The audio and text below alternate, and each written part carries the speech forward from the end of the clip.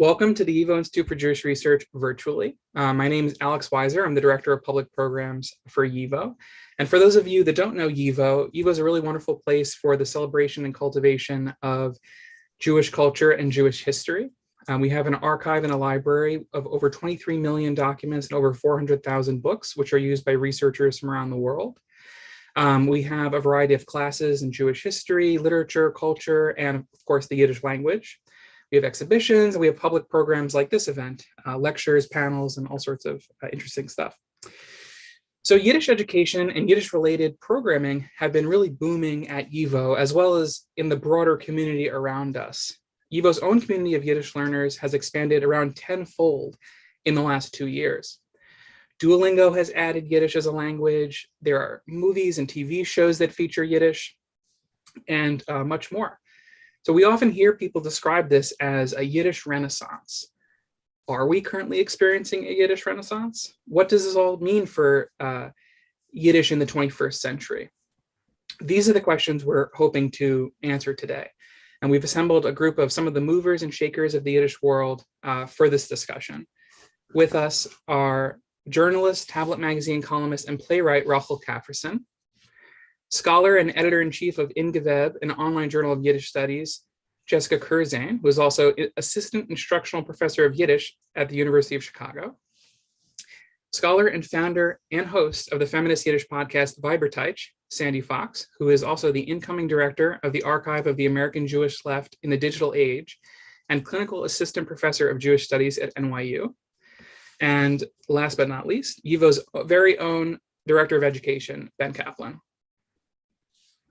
So before we jump into this conversation, I wanted to just lay out some very basic facts about Yiddish. I think people come with different background information, so this might be review for many of you, but for those that's not, want to make sure that we're all have kind of some basic facts to build on. So Yiddish means Jewish, and Yiddish is the language of Eastern European Jewry and its diasporas.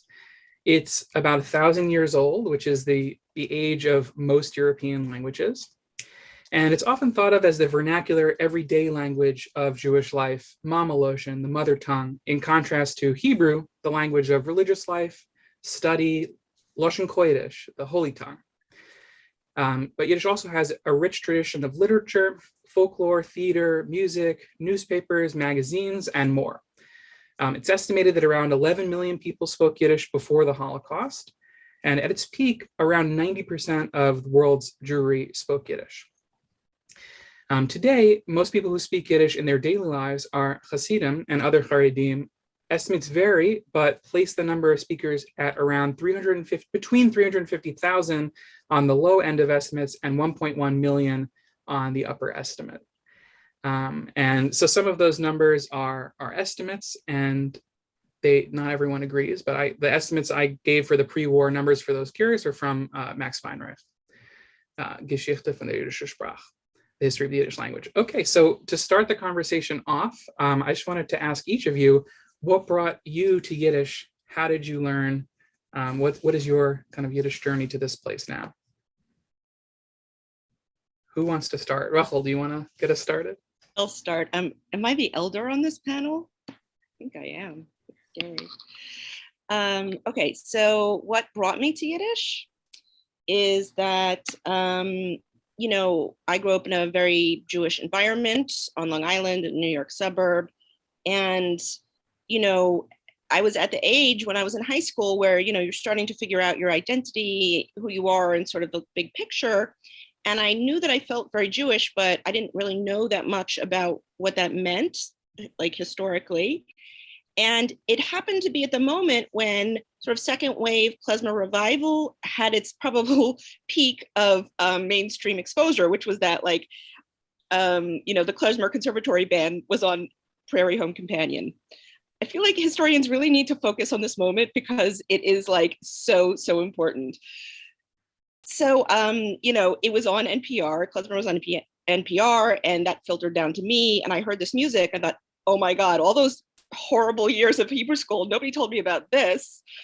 And, the songs were in Yiddish. And all of a sudden I was like, well, what's Yiddish? I didn't know my grandparents. And my grandparents were all born in the United States. So who can I ask? and it sort of snowballed from there very quickly. And it just happened that I lived in a New York suburb. So I convinced my mom to come with me into New York City to go see the Klasmatics at the knitting factory. And I knew that I had to go to a school that where I could learn Yiddish in an academic environment. So I went to Brandeis and went to the basement where they taught Yiddish. And it went from there. It was like all of a sudden, you know, I was an idealistic teenager and a fire was ignited in me. I found a purpose and a community and an identity. All of those things came in, you know, the most part of package, which is, you know, I'm thinking about college Yiddish, you know, the textbook, like it's the most innocuous looking book you can imagine. And yet it, it changed my life. So that's that in a nutshell. I can go next. I have a very hard time answering the question because I really don't know, like, when was the moment that I felt drawn to Yiddish, and I could sort of pinpoint a few moments. I grew up in between conservative and reform synagogues. My family moved about every 3 years when I was a kid, and synagogue community was kind of a way that we found community as fast as we could when we were moving from place to place. So I just felt very connected Jewishly, but also a little bit outside of those various communities because I never knew the people and I never knew the melodies, and I was always the new kid.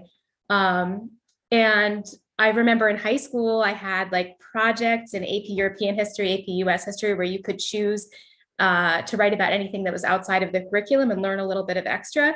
And I did a project on the shtetl, and I did a project on the Lower East Side. And I was like, obviously there was something about this kind of Yiddishy nostalgia that now even I sometimes turn my look down my nose at, but that was like really influential in me. I was in Fiddler on the Roof in 5th grade, you know, and this is kind of like a, I don't know, foundational for me, even though I recognize the kind of like ahistoricality of it. And then when I was in college, I was majoring in English language and literature and in Jewish studies at the University of Virginia. And I saw an announcement. I was the secretary of Hillel, and I was writing these emails with announcements of different summer programs. And I was writing every week the announcement for the Steiner internship at the Yiddish Book Center. And I think something about typing it out, I maybe didn't know how to copy paste. I remember typing it out every week. There's something about that like made me, you know, okay, well, every week, maybe this could be for me, maybe this could be for me. And I finally applied and I went, and it was transformational. I knew by the end of the week or the end of the 4 weeks that it was going to be totally transformational. I had my boyfriend drive up from Virginia to come and see the Yiddish Book Center. He now is my husband. So I suppose all of those things were long-term commitments. And I just, there was something about the community that was happening at the Yiddish Book Center and this profound sense of purpose that people had to their scholarship that really drew me into it. I think even more than the Yiddish language itself, it was the sense of the people who were invested in it. And I went from there. I went to Hebrew University for a year to do a non-degree granting graduate program while my husband was in rabbinical school, at the time my boyfriend. And then I came to Columbia to do the PhD program in Yiddish.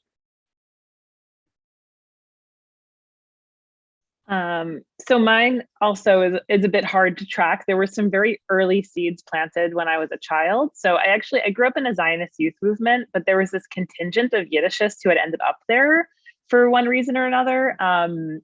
And so I grew up never thinking that speaking Yiddish at home as a child in the 90s was weird, because a lot of my friends did that. It just so happened. Obviously that was like a weird kind of random sample size and not really reflective of the zeitgeist of the Jewish American 1990s. But nevertheless, much later on, when I started my PhD at NYU, originally I thought I was going to work on Israel studies. And then it became clear to me I was more interested in American Jewry, potentially American Jewish relationships to Israel. My works diverged from there. But at the time, NYU had a lot of strict guidelines about how many languages you had to learn as a PhD student. And so I was debating, okay, I'm going to do Hebrew, obviously I had to, Then I had to do German, and my friend Naftali Edelman, who at the time was he was the founder, one of the founders, and was at the time the director of the Yiddish Farm Education Center, convinced me to come to Yiddish Farm in 2013, I believe it was, or 2012, I can't remember. He basically promised that at this immersive Yiddish program, he would be able to get my Yiddish up to a level where I could pass this exam by the end of the summer. And I was only in a 2-week program. He was very, very confident that after 2 weeks, I'd be able to pass this exam with a dictionary by my side. And I sort of went into it pragmatic, like, okay, well, this sounds fun. It kind of sounds like going back to summer camp, but as an adult, and spend the summer upstate and learn a language. I did not really expect to go super far into Yiddish, but something about the sound of Yiddish and the experience of being at the farm, kind of like what Jessica was saying about Steiner, this community, everyone kind of bringing all this passion to the subject, it really swept me up. And then also around that time, there was quite a community of young Yiddishists in Brooklyn. There still is, but more of my age and stage at the time. So even beyond that summer, I sort of became part of this like socially Yiddish speaking world where I could go to Shabbat dinners and just weekly hangouts, walk down the street or whatever in Yiddish. And so it became a very big part of my life, sort of accidentally. I'll just say, yeah, briefly, I grew up hearing some Yiddish at home. My grandma would say, things to me in Yiddish, and I was very close to her. So that was, I guess, the gateway drug to further Yiddish discovery. And when I was in college, I was studying literature and theater and Jewish studies. I got more interested in Jewish literature and history. So I went off to study Hebrew more intensively. And then I was, coming back to New York, and I began working. I got involved in the nonprofit world. And when I heard about YIVO, it just felt like this fantastic mix of all my different interests: literature, theater, learning languages, and to be able to immerse in this language was just so rewarding. So I've been here since 2016 for 6 years, according to this current date. And it's been really wonderful to see all the students that come from around the world. And I'd say it's really this community that energizes me the most and inspires me to see all the different things that students who come through YIVO do with Yiddish and with the classes they're able to take here. So some themes I'm hearing are connection to history and to Jewish culture, but also for everyone, community. Community through the Yiddish Book Center, community through the Yiddish Farm, community here at YIVO, which is a really interesting thing. And I'm wondering if speaking to those communities and the broader kind of Yiddishly engaged community, who do you think is learning Yiddish and what's bringing them? These are everyone here's stories, but expanding out, are there other stories that are representative? Well, I could take a very small sample size of the students at the University of Chicago, and I will say that the YIVO program has many, many students coming in over the summer programs. The academic programs, like in universities during the year, are often sort of struggling to get a full class. I usually teach something like 6 or 7 students in the first quarter, and so a really small, and I've been there for 4 years, so I'm talking about a very small sample size. But of those students, I think that fewer of them talk about a family connection than when I was going through, say, the Steiner program.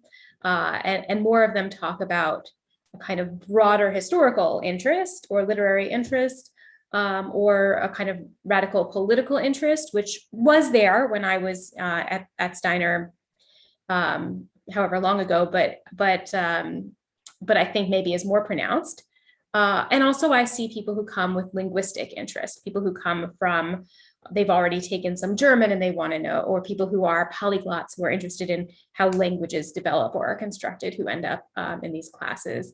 And just people who are, want to be quirky, like they know there's a language requirement and they don't want to take Spanish and they don't want to take French, they want to take something a little different.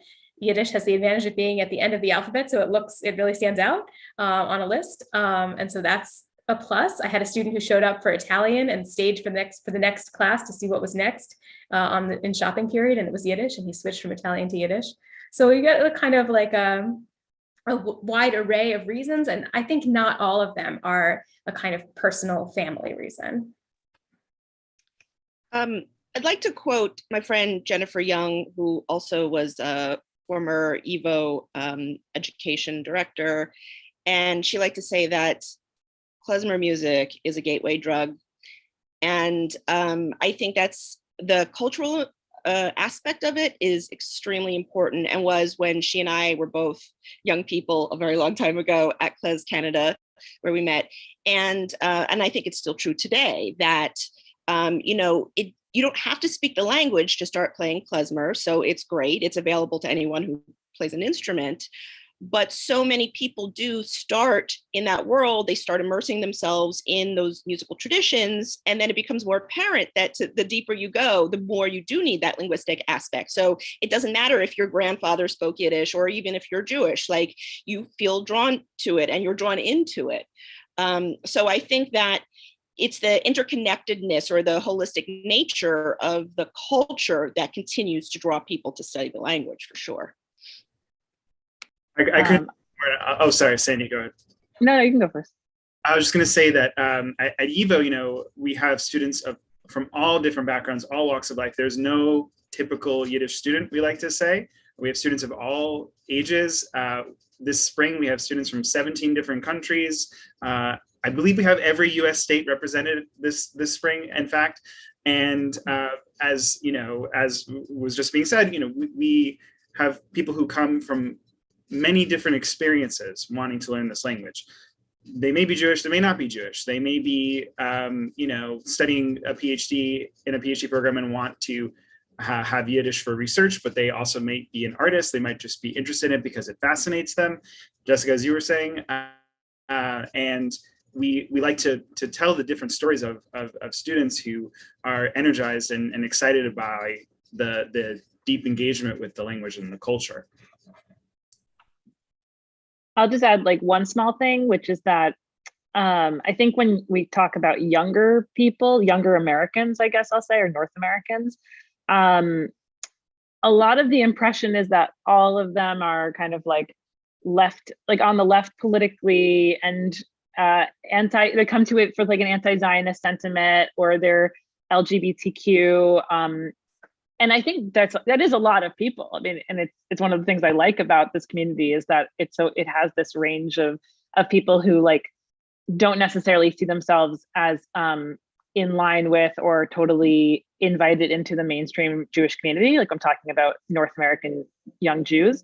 At the same time, in my experience, I think that is like sort of a limiting stereotype as well. So I've seen a lot of young people become attracted to Yiddish and also become religious. So like sort of a stereotype about Yiddishists is they're all secular. I've seen the opposite happen, and people become very religious via Yiddish, or just more religious than they used to be. And I've also seen Yiddish community as one of the only places for me where I actually interact with people who really do differ in political opinions in an intergenerational way. Like in the younger group, yeah, generally people are quite on the left, but like if you go to the Yiddish Week or other sort of more intergenerational gatherings, like those are the only Trump supporters, a few of them are like the only Trump supporters I've ever really interacted with or could call like a contact or a friend. So I think it's good to sort of point out that this is like these stereotypes are true, and they're also not totally true. I would just add from my own experience at YIVO that it's been one of the joys for me being at YIVO for the last 6+ years is being a part of this community and meeting so many different kinds of Jews, the kinds of, across the different dividing lines that would normally divide us into separate sub-communities, whether it's religious denomination or politics. As you're saying, YIVO, our programs and our classes really are a meeting place for people of different religious affiliations, from totally atheist, secular, to, totally frum and everything in between, and politically as well. So taking this a step further, what are people doing with their Yiddish? They learn Yiddish, and What are they using it for? Well, I'll just take a step back. And so one thing that you said, Alex, that really sort of resonated with me is I was thinking about how we all mentioned community as being important in bringing us into Yiddish. And I think that there's something about Yiddish as a language speaking community, even people you don't know, that when you say bei uns Jiden, you might not mean actually Jews, you might mean Yiddish speakers. Among us Yiddish speakers, we all know this thing, we all have an in to this thing. And I sort of often try to impart to my students, like, by entering this classroom, you are becoming a Yiddishist, and there's like, you can do stuff with it. It's yours, go as far as you want to, or you can in it, and feel a kind of sense of ownership and even responsibility. And, so I think there's a kind of broader sense of community that both maybe creates an urge to do something with Yiddish, and also an urge to be someone in Yiddish, if you will, that I think maybe is maybe not a universal experience of people in Yiddish, but maybe a common experience. Yeah, absolutely. I think that Yiddish presents you with not just a language. I already have a language. I speak English. Theoretically, I speak French, but it presents you with cultural materials and also a discourse community, right, past and present and future, in which you can find models for yourself as a person, as a creator, as a thinker, however you see yourself. And you may even find yourself doing things or creating in ways that you hadn't thought of before. Last year, I decided to write a translation from an English pop song into Yiddish, which was something I had never done. And I always thought, oh, that's for other people. I don't have that skill or that talent, But because I'm in a community where you have a lot of people doing things like that, and there are platforms and there are venues and there's an audience, I was like, well, I don't know, maybe I am a person that could do that. And I did it, and it was fun. And I was like, oh, well, I'm always so like, oh, my Yiddish isn't good enough, but you know what? I worked on it. I got some help from a friend, whatever. Because so much of life in Yiddish is very grassroots, which is one of the great things about it. Also, it can stimulate you in ways that you might not be stimulated otherwise in the mainstream hegemonic American culture. Yeah, that's definitely my experience too. I think very early on into learning Yiddish, I thought, I'm going to do something with this. I don't know what. I made like a YouTube video called Shtetl Girls with my best friend, and it's ridiculous. I think we've taken it down, but that was like a first stab at using Yiddish as a living sort of language in a sort of funny, irreverent, and contemporary way.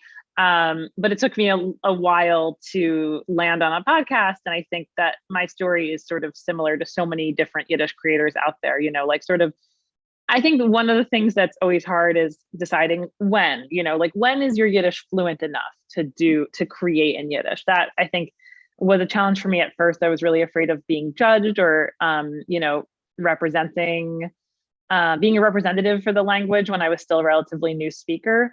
I know a lot of people go through that. I'm not the only one. But I think ultimately the Yiddishist community is really welcoming to people who want to do something with the language, whatever that is. I'm thinking about people who are doing amazing things on social media, creating other forms of content. So a lot is going out there, and it is because of this grassroots ethos.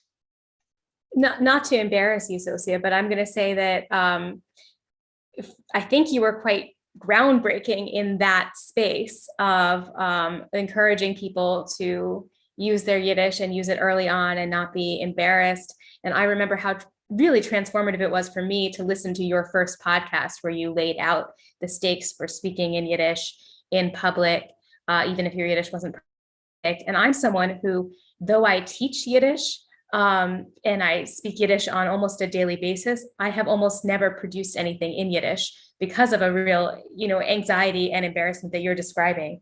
And I see my students already producing things in Yiddish in a public-facing way that I have always been sort of anxious about doing. And I think that you have been instrumental and not only you, but I think really Vaybertaytsh is maybe the most important place where this created a kind of sea change where my students are in a different place than I am in terms of feeling like it's okay and also extremely welcome for them to produce in Yiddish. Yeah, I appreciate that. Thank you. And I think for me, the reason I had the like self-confidence do that was because I had this history of knowing all of these Yiddishists, sort of like the gatekeepers where people, I mean, I put them in quotes, but like, you know, people from families who had been raising kids in Yiddish against the grain and whatever, those people I've like known for a very long time. So I think like I was able to do it because I kind of knew that I would have their support. And I'm glad that that by opening that door, more people are doing it without having those personal connections, because it is really important. And also like beginners can only learn by using, and like even if content that younger Yiddishists are making, people who aren't quite fluent yet, only speaks to other people who aren't quite fluent yet, that's like thousands of people now. Like that is an audience that needs content too, that, you know, and they learn from speaking with each other, they learn from listening, and they learn from mistakes that the other people, like, you know, we learn from each other's mistakes, and that's important to recognize. Since we touched on this, Sandy, maybe this is a good time for you to tell us all a little bit about Vaybertaytsh, you know, how you started it and kind of what it's about. Sure. So like I said, I started learning Yiddish in, I think it was 2013. And so coming up on 10 years, actually, that's crazy. And very early on, wanted to do something with the language. I am a lover of, you know, national public radio and podcasts. I'm constantly listening to podcasts and thinking about what makes a good podcast, what makes a good interviewer, and all of that. And I thought, wow, making a Yiddish speaking podcast might be, you know, really, really neat, because it's this like free way of getting content out into the world. It's very democratic, actually. I mean, obviously podcasts have become like monetized, but especially like a while, you know, not even that long ago, much less so. Like the idea of having ads, I was like, why would I do that? It's just, you know. So I decided I wanted to make a podcast in Yiddish, and I thought, first of all, I thought, okay, it needs to have a theme that's not just Yiddish about Yiddish, because I think that like, if you're talking about, you know, Yiddish, alive or dead, which is obviously a conversation that no one enjoys having. But I think like if everything about a language is about the language, like if everything spoken in that language is about the language, then that's not a really good sign of linguistic health, let's put it that way. So I thought, okay, it needs to have a theme that's outside of the world of Yiddish. And I landed on feminism because I'm a feminist, but also because I did notice, like going back to what Jessica said, and we've talked about this before, you know, not on panels, that I think like in general, women tend to be like a bit more perfectionist. I don't like to make generalizations, but I think there's a perfectionism that's very gendered sometimes. And I noticed that a lot of women, including myself, felt like, oh, we can't do, you know, we can't speak in a public way or produce content until we reach some sort of like majestic point of fluency that, of course, doesn't really exist. There's no, like, the benchmark can always be moved further and further.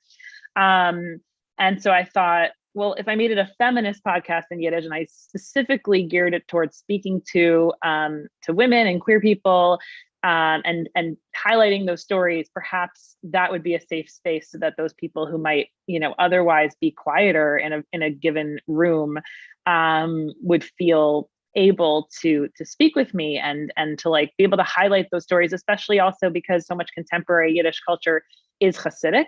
And I think that there's a lot that Yiddishists can gain from listening to Hasidic media or doing things like, you know, exposing themselves to that. But obviously, that's not a space where you're going to hear a woman's voice, or rarely, very rarely. And also in the historical recordings, it's harder to find women, or at least when you do, they're kind of like caricatures of women and from a misogynistic angle. So all of that made a lot of sense to me. I started it, I think the only way I remember it is because I think the first episode came out right around the Trump election. So I think it was, November 2016. And we have I guess we're upwards of 60 episodes. It's, my production has slowed as my life has gotten busier over the last couple of years, but episodes are still coming out every year. And we have the whole backlog as well. Just to say, we put the link in the chat, and it's a wonderful podcast. And if you're not already a fan, you will be soon. So definitely check it out. And to everyone else here, what are you doing with Yiddish? Let's go more into your own work. I'd like to hear from everyone. Well, I'll speak to that. I'm not an academic, and I'm also not a full-time artist. So I kind of reside in a little bit of an in-between space in terms of using Yiddish or being engaged with Yiddish. So for example, I mentioned before that I did a song translation, which was just, a one-time thing, although I something I want to do again. But in my work as an English language journalist, I am very, very frequently referring to Yiddish language sources, specifically for the kind of work that I do. So I'm able, that has really enriched my ability to explore Jewish topics by having that kind of language facility. But also, it has spurred me. It's kind of it's a mutual thing, right? Or a self-reinforcing thing, because again, I didn't think of myself as a playwright and 20 years ago. And I've now written 2 plays, both of which have substantial English and Yiddish content. So, working in different creative forms in Yiddish is definitely a part of my life. It's something that I'm always exploring. And again, that kind of spurs me to grow as a person. I was just in Warsaw, and, I was just kind of doing some research there at the Jewish Historical Institute, and they had some resources, which I was very intrigued by. And I took some images, and I thought, it just sort of a spur of the moment thing. I found something which I don't think has ever been translated. I thought, I can take this on as a translation project. These things are always very exciting and also kind of doable in the Yiddish world. And that, there's something about Yiddish that is qualitatively different than something like French. In French, as a field, I think it would be very hard to find something that nobody else had ever found, or it would take incredibly intensive research. Whereas in Yiddish, it is very exciting because it feels like there's so much there that is just waiting for you to come and give it some attention. Speaking of there being so much that deserves attention, Jessica, maybe this is a good moment to speak a little bit about Ingovet. Sure. So I wear several hats. I teach Yiddish language at the University of Chicago, and I'm also a translator of Yiddish to English.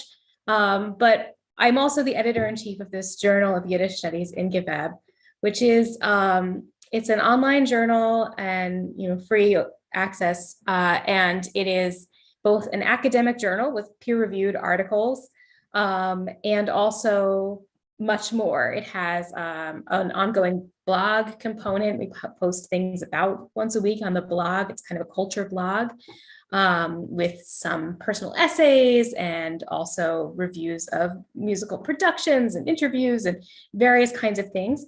And we also have a pedagogy section where people can write about and provide resources for people teaching not only Yiddish language, but about Yiddish studies more broadly.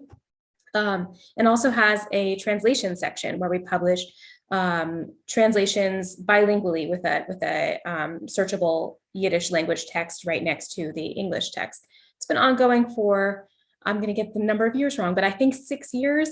This is my 4th year as editor-in-chief. Previous to that, I was the pedagogy editor.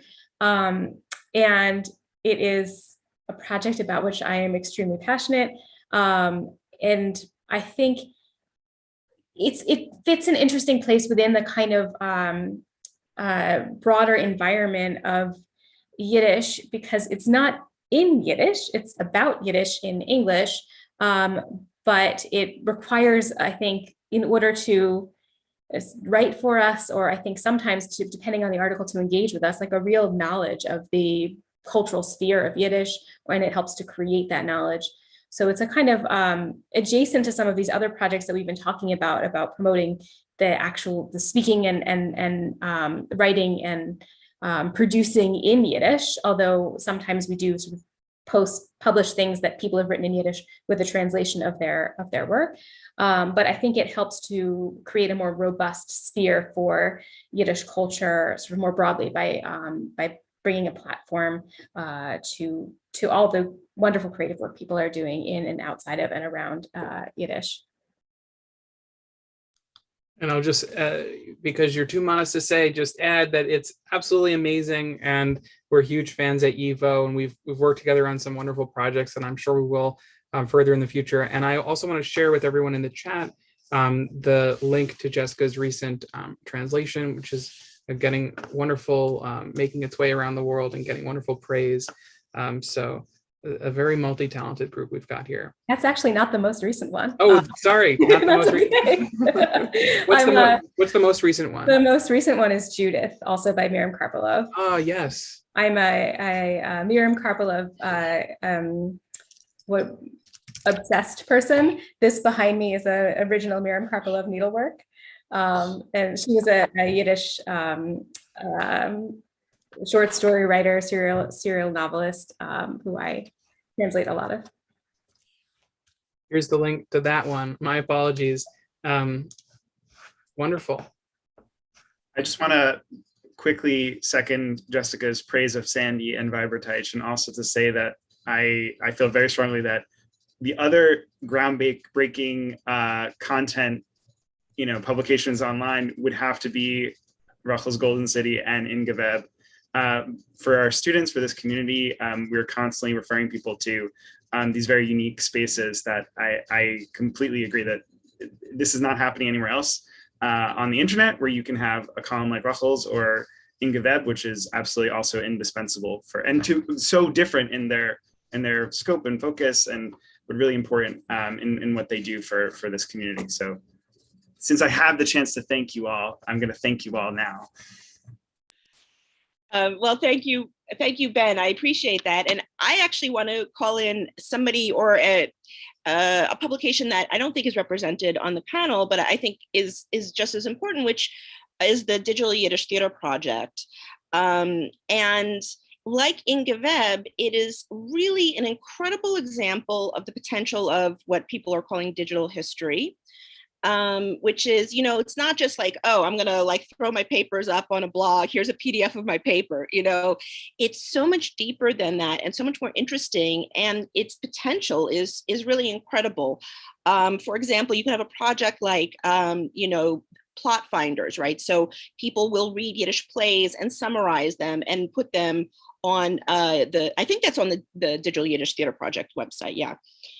So, the revolution that these digital tools have brought to Yiddish is just, it's absolutely mind-boggling. And it's so much, I want to say, because I think I'm the token gadfly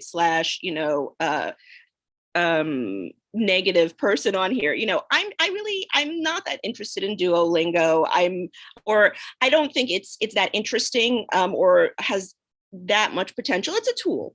However, in terms of the impact on Yiddish studies and other aspects of Yiddish creativity today, I feel like there are other aspects of these digital tools which are much, much more exciting and have much greater potential. And we see that in places like Ingovet, the digital-only publications, for example, like Ingovet and the Digital Yiddish Theater Project. I'll just add to it that these things sort of build upon themselves. So the accessibility of things online, the way that the Yiddish Book Center has all of Yiddish literature digitized, the more that YIVO Archive digitizes their holdings, the more that there are digital platforms that people can publish on, the more that, first of all, the projects that maybe have always existed become more accessible and it can be sort of spread and shared. People were always being extremely creative at the Yiddishbach, but did their folk songs that they wrote at the Yiddishbach go outside of that community of people who happened to be there at that time? Maybe not, but now, you know, they potentially could, right? And that's because of tools within our community, but also tools without our community, like YouTube, for instance, or Twitter, right? So this global, interconnected, digital community of Yiddish, I think, is an extremely productive space. I want to step back and start kind of analyzing what this all means. But first, Ben, please share with us what you're doing with Yiddish. Well, at the moment, I'm writing a libretto for an opera with a composer named Alex Weiser. I don't know if you've heard of him, about the Great Dictionary of the Yiddish Language, which has a very long storied history. But we'll star some Yiddish linguists with all kinds of Jewish mystical overlay and various other components. So stay tuned for that. But I do want to ask Alex if you could say a brief word. I don't mean to put you on the spot, since you put me on the spot, about your song cycle, setting Yiddish poetry to music. Sure. Well, first I just want to say about the Great Dictionary of the Yiddish Language that all those curious should check out Lazer Berko, his dissertation on the topic, which is actually, well, he's a chapter on the Great Dictionary of the Yiddish Language. The whole dissertation is on, I think it's called something, Saving Yiddish. And it's about kind of Yiddish studies after the war. And it's a really amazing read if you're interested in this topic. And so, yeah, it was his dissertation was the chapter for our forthcoming opera, which is, I don't know how many operas are based on dissertations, but it should be a lot of fun. And yeah, you know, in addition to my work here at YIVO, I'm also a composer of contemporary classical music, and I've set a bunch of Yiddish poetry to music in 2 song cycles now. And yeah, it's been, for me, it's a really meaningful way to connect with this, everything that everyone's talking about, you know, the history, the culture, and also for me, you know, it's kind of this intellectual world, this of a different way of thinking about what being Jewish means, and how one can be connected to Jewish, you know, to the Jewish history, to one's heritage, and yeah, and so I've explored that in my music. So, okay, so zooming out, we've talked a lot about how there's all this really fantastic Yiddish activity. There's scholarship, podcasts, journalism, culture, music, translations, but we haven't talked that much about speaking Yiddish just as a kind of natural part of everyday life. You know, Sandy's podcast is in Yiddish, but a lot of what we're talking about is how tricky that is, or how kind of contrary to natural that is, that you know, went out on a limb to make this in Yiddish, which is really wonderful. When Jeffrey Chandler wrote this book in the early 2000s, he came up with this idea of that Yiddish we're in a post-vernacular time, that the choice of speaking in Yiddish, the choice of creating culture in Yiddish and engaging with Yiddish is a choice. It's not just a kind of thing that we can take for granted, and that choice kind of has additional meaning that it brings to activity in Yiddish today.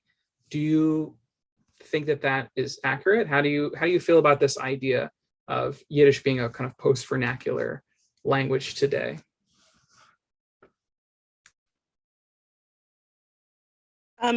Okay, so I was just revisiting the book to think about this question of, you know, this framework of post-vernacularity.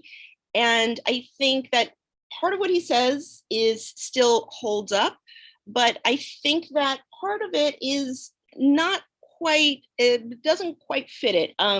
You know, one of the points he makes is that there's this sort of old-fashioned model. Well, Yiddish is dying because, you know, our model is a literature-centered model that leaves out all these other activities like festivals and jokes and things like that. So we should make a new model, this post-vernacularity model, that can take in all those Yiddish practices. But I would push back on this decentering of Yiddish literature. And to me, Yiddish literature, studying Yiddish literature, which is to me a quintessential act of being a Yiddishist, it has not lost its power. And I'm always so intrigued, like when I'm on, social media and I see these, very young people who, they take their first or their second Yiddish class, and all of a sudden they're starting to learn Yiddish poetry, and they're on Twitter saying like, you guys, you will never believe, I just read a poem by, Celia Dropkin, and you're like, go on. To see that these people young people excited about poetry, is like mind blowing. So I think that post-vernacularity and perhaps its tendency to decenter literature, I would push back on that. I think like what Rokhl is saying really covers the question of like, what's the usefulness kind of a post-vernacularity. But what I think about a lot when I write histories of American Yiddishists is the way in which just calling it post-vernacular has kind of invigorated some young Jews and also Jews of all ages to use Yiddish as vernacular language as a way of pushing back. Of course, Chandler would say that's also post-vernacular, right? Because it's like the action of making this an objective and the action of making this an ideology and a way of life is a sign of Yiddish's post-vernacularity. But because people have different understandings of what he meant by post-vernacular, I feel like this idea exists out there of like, we need to make Yiddish no longer post-vernacular, but re-vernacularized, and that you do that by speaking it in everyday life. So that's my thought on that. And I'm going to share in the chat, I wrote an academic article that's kind of a history of vernacular Yiddishism. So specifically like young Jews who are speaking Yiddish as a form of activism. So less focused on, translation or klezmer and all that stuff, although it comes up. So I'm going to share it in the chat. Please don't tell Jewish social studies that I shared this PDF with you, but I feel very strongly that things should be open access. So I just realized it's going to be on YouTube, but whatever. I will say that like from my own sort of personal experience, and this is anecdotal, and I don't know how sort of, Sandy, you would know better if this actually tracks to some kind of like historical trajectory. But I read post-vernacular Yiddish the first summer that I started studying Yiddish at the Yiddish Book Center. And at the time, I found it very reassuring for my plan of studying Yiddish and never speaking Yiddish, of this feeling that it was okay if I was never going to be confident enough to speak a word of Yiddish, I could use it as an object of study, and that was a valid choice too. And I felt perhaps like even stronger and stronger in that feeling as I was in New York studying Yiddish as a shy person who would go to these parties of Yiddishists speaking in Yiddish and feel like even if this was in English, I wouldn't want to talk because I'm so, overwhelmed by the social scene. And so I felt like, okay, well, this is the kind of Yiddishist that I will be, is Davka, a post-vernacular Yiddishist who won't speak Yiddish. But then that has seemed to me an increasingly untenable and undesirable thing to be over time. And part of that is my own growing confidence with the language and my own growing facility with the language and love for it as a thing itself and not as a gateway into the literature that I study. But also part of that is my students are not using it the way that I thought I would use it. My students want to use it on a daily basis, and they want to be able to go have a picnic in the park with their friends and speak in Yiddish.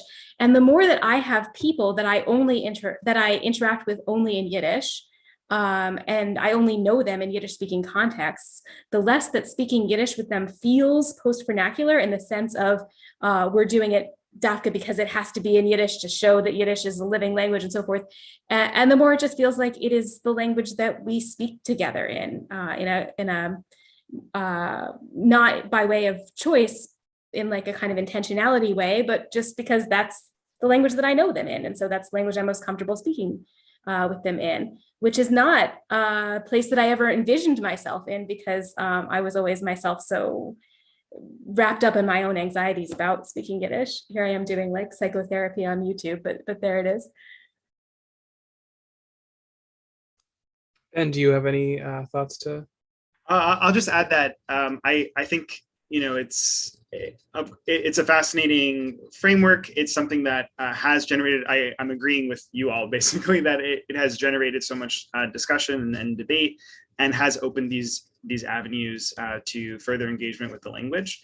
And I think I feel it as just a living question of how do we honor the past? How do we honor you know, the ancestors, those who came before us, who engaged with this language, spoke this language, lived this language as, in their daily lives. And if our lives are structured such that we are engaging with the language, but it is not the primary language of our daily lives. For some of us, it might be a language that we use for the majority of our lives. How do we move through the world in a way that is honoring where this language is coming from? As you said, Rokhl, past, present, future, where it is now, and where we think it might be able to go, both in terms of the academic context, the artistic context, the communal context. And I think it's so profound when we just feel into that question as a living question that will not have an answer, and we cannot predict the future. So we do the best we can where we are now, and try to create as deep an engagement with this language and culture every day that we are teaching, learning, creating art, whatever it may be. So speaking of predicting the future, that's what I'm going to ask all of you to do. And we're running out of time, so I'm going to kind of loop a few questions in together. But we've talked about all this different fascinating activity that's happening in Yiddish, about Yiddish, Yiddish adjacent. And so can we answer the question of this panel? Is there a Yiddish renaissance? Is that what we're experiencing? How would you characterize this? And then from there, what is the future? What's the future for Yiddish as a language, as a spoken language, as a learned language? What's the future for, cultural production in Yiddish that's new, for the cultural production of Yiddish speaking speakers from the past? What does the future hold, do you think? Okay, can I start? So I think in order to answer these questions, you always have to get really, really specific. And, is there a Yiddish renaissance? Well, what exactly does that question mean? I think people would assume it means like all of a sudden there are all these people who speak and read Yiddish. So, my answer is no, there is not. And, Duolingo, it's a nice app. It's like a vocabulary app, basically. Okay, that's fine. But I think you have to look to the larger context to really think about what is going on, right? And I think that a lot more American Jews are interested in connecting to a Jewish culture that feels rich to them, that feels connected, that feels historically grounded. So maybe that is Ashkenazi, maybe that's Yiddish, but maybe it's Sephardic, right? So I think there's a lot of people who are more open to questioning the material of the substance of their Yiddish, their Jewish identity, first of all. And it happened that during the pandemic, it opened up a space and time for people to slow down and say, okay, well, I've always said, one day I'll take a Yiddish class. I'm going to do it now. So that is, you can't separate the material conditions, right? And that is extremely significant, but it also is this amazing data set that given to us to show that there is this incredible, huge interest in Yiddish. Unfortunately, as I think you mentioned, we don't even have the resources to keep up with it ultimately, because there are not enough Yiddish teachers around to actually meet the demand. That's amazing. That to me is the most incredible news, that there are all these people who want these classes. They want more, right? And it's up to the larger Jewish community to say, we value our heritage. We value the ways people connect and the ways people are going to grow their Jewish lives. And we're going to invest in that. And, so many of these translation projects have come out of the Yiddish Book Center, right?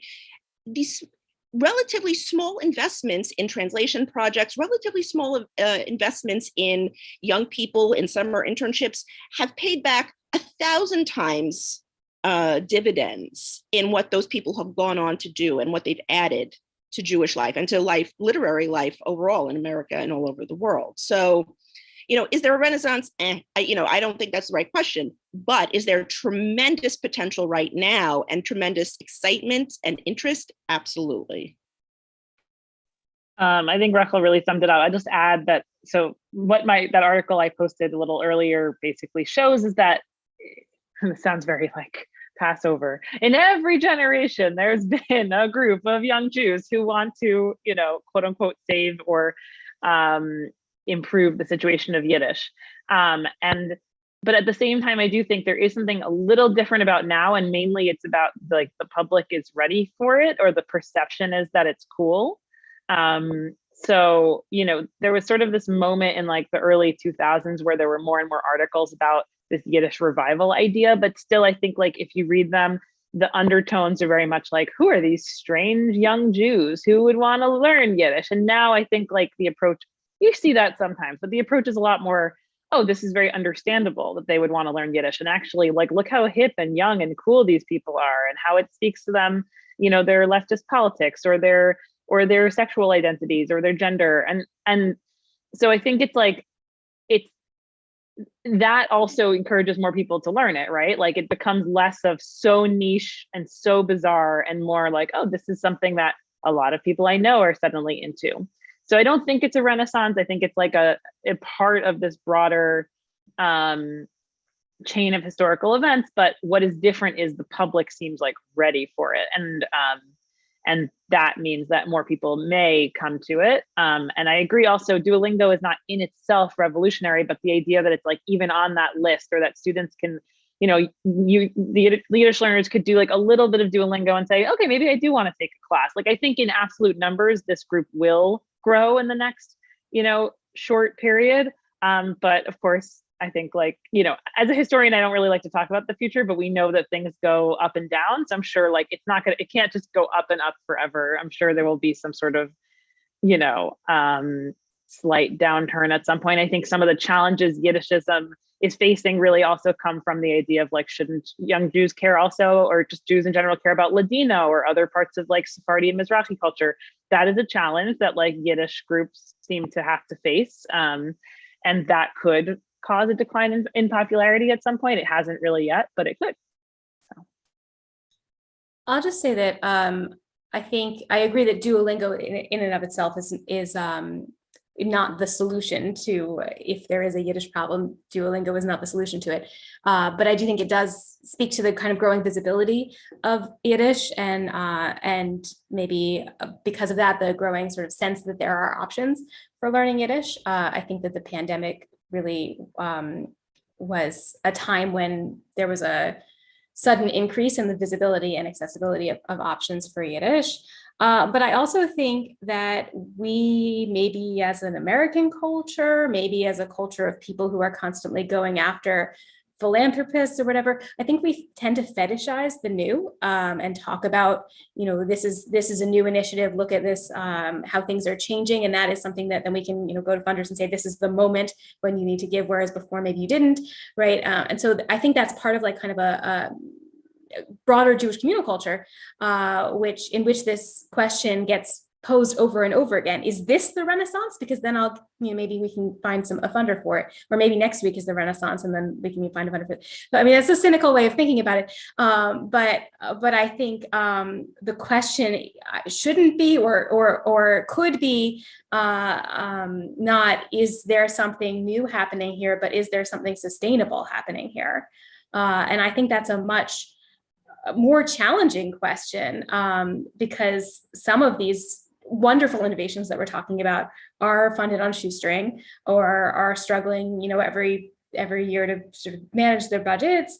And as much as I don't think money is the only thing that we should be thinking about, really the creativity and the passion are much more important to me. I'm seeing some comments in the chat about funding, and I do think that those are very real questions as well. What kinds of support is there in terms of material support for these projects that will keep them ongoing, especially if the people who we're asking for funding from are sometimes not themselves speakers of Yiddish.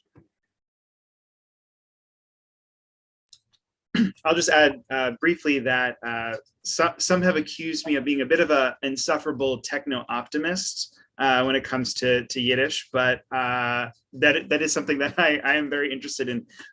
What you were saying before, Jessica, about technology. I think it is impossible to predict what these new technologies, some of them new, some of them not so new, how they will change the landscape as they already have just in the past couple of years.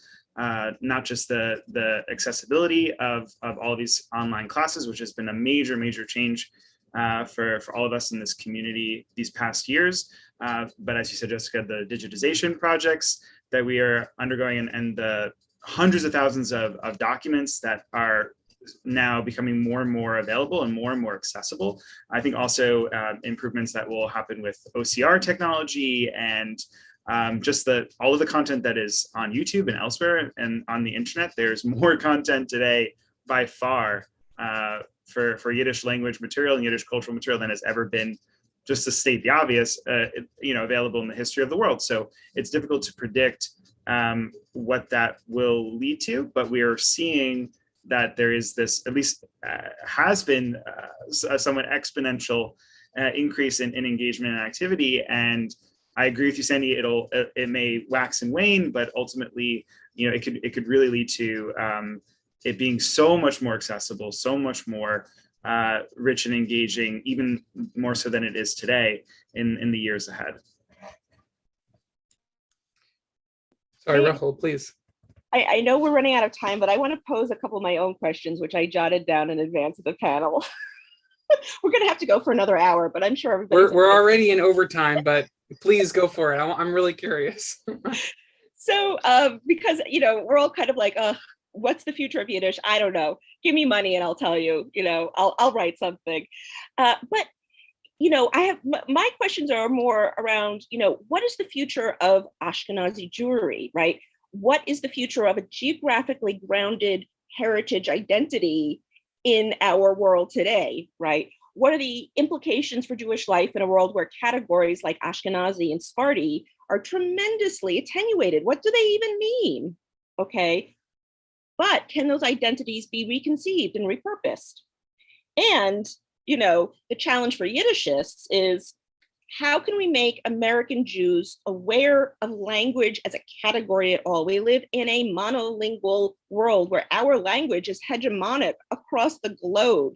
Simply making people understand what a language is, right? Making them aware that they're speaking a language that is not, that has become so, its dominance is so erased. Its dominance is so naturalized, excuse me.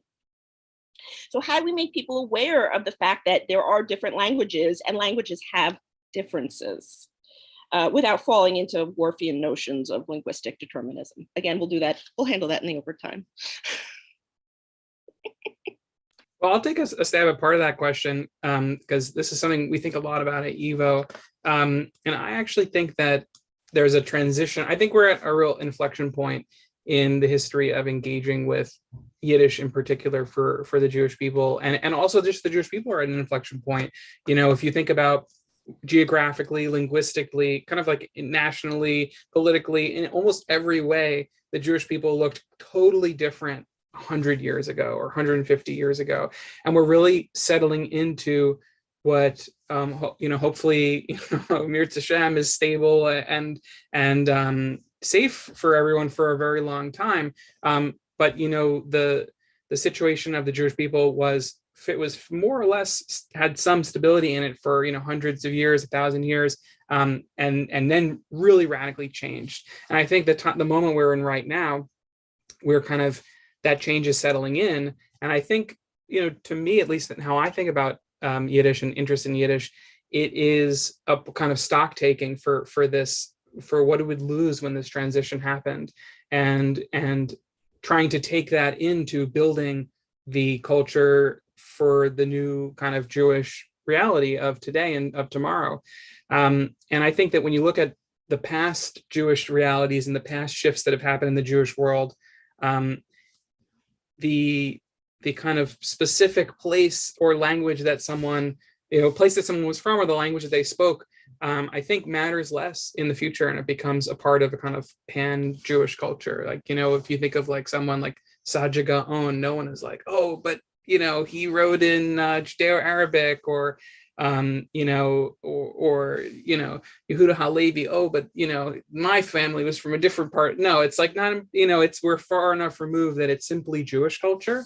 And I posit that perhaps that something like that will happen with Yiddish culture. It'll be a particular subsection of a kind of just broader Jewish culture that's available to everyone, whether or not they are Ashkenazi, whether or not their families spoke Yiddish. And I think like what Jessica was saying, we're seeing less and less people access Yiddish as kind of for heritage reasons, for like kind of acute heritage reasons, like, oh, I spoke Yiddish with my grandmother.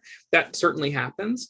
But as the generations go on, it's less and less that, and it's more kind of this broader kind of connection with Jewish history. I'm thinking about the recent work by Rachel Beth Gross about Beyond the Synagogue, and this idea of nostalgia as a motivating narrative for American Jewry, and the ways in which nostalgia is part of the nostalgia for some sort of ambiguous Yiddishy Jewish past is a kind of story that the American Jewish community tells itself.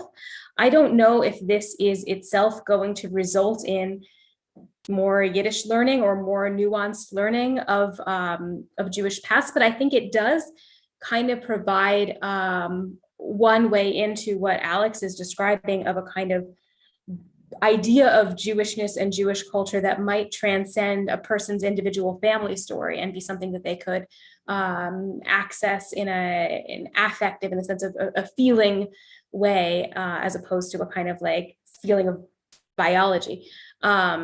So I don't know. I don't know. Obviously, I don't have any answers to Rokhl's very provocative questions, and I really enjoyed them and hope to wrestle with them more with you and with all of you in other venues. And since we're so over time, basically, I just wanted to kind of end this conversation, or help end this conversation, on a note of, I feel incredible optimism.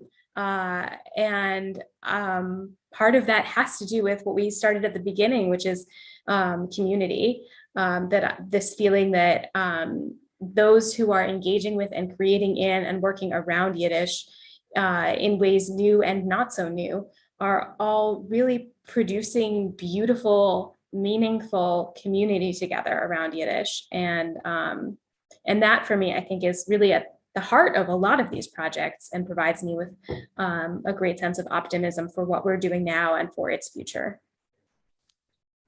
I think that's a fantastic note to end on. Thank you all so much for joining for this panel. And I urge everyone in the audience to check out the work of everyone up here, and we'll drop a bunch of links in the chat. And we look forward to seeing where all of your work and all of the work of this broader community takes us